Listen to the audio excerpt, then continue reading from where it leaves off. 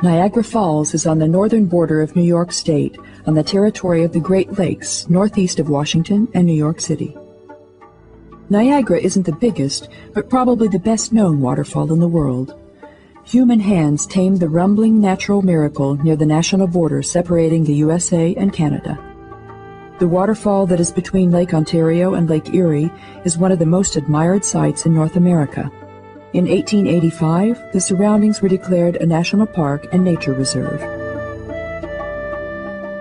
In his book, John Altman wrote, "The real value of Niagara Falls is that nature has so far been able to overcome tasteless commercialism. Neither the go-getter peddlers nor the sugary pink honeymoon hotels can overcome the fascinating view of the water gushing white." The waterfall can be observed from several vantage points. Photographers spend half a day just trying to find the ideal spot from which to shoot, and then 100 meters away, they find a much nicer one. Regardless of the method chosen, walking tour, boat, or helicopter, you'll have an unforgettable sight. Let's start the tour on Goat Island, which we approach from the lookout by railway. This island divides the river into the 56.5-meter-high American Falls and the Canadian Falls, only 2 meters lower. The latter is connected to a smaller waterfall called Bride's Veil. Here we can choose to descend by lift to the point where the white frothing water rumbles into the river, or we can go up to see the waterworks from a helicopter. Rainbows are projected onto the sky from sunbeams breaking the sparkling surface of the water, breaking the monotony of the shades of blue and white. It's understandable that the bridge connecting America and Canada is called Rainbow Bridge.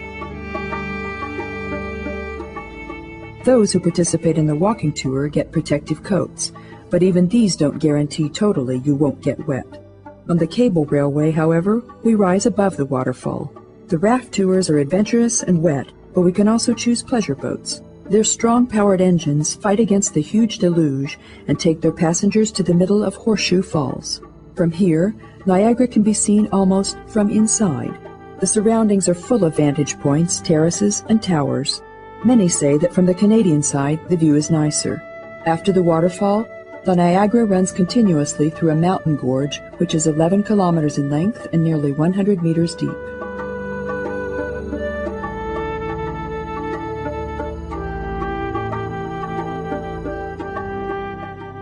The guidebook states, "The tourist is rightly fascinated by the marvelous power of nature. The greenish water of the river falls with elementary power, dissolving into dust-like grains in the depths, forming a real curtain above the lake. The whole island is rumbling, howling, the pictures changing from second to second. In winter, when parts of the waterfall freeze, the spectacle is perhaps even more shocking."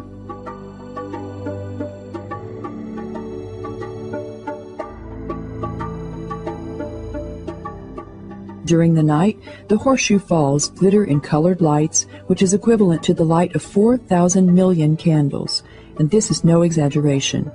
Here people don't bother with saving on electricity, since it is produced by the falls in abundance.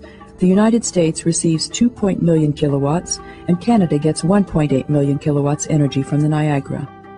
We can learn more about the power plant in the Niagara Power Project Museum, which is located in Prospect Park.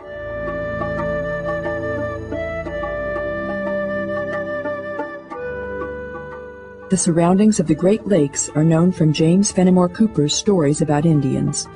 Since the building of the St. Lawrence Channel, the 5 Great Lakes have been open to ocean-going vessels with a direct connection to the Atlantic Ocean.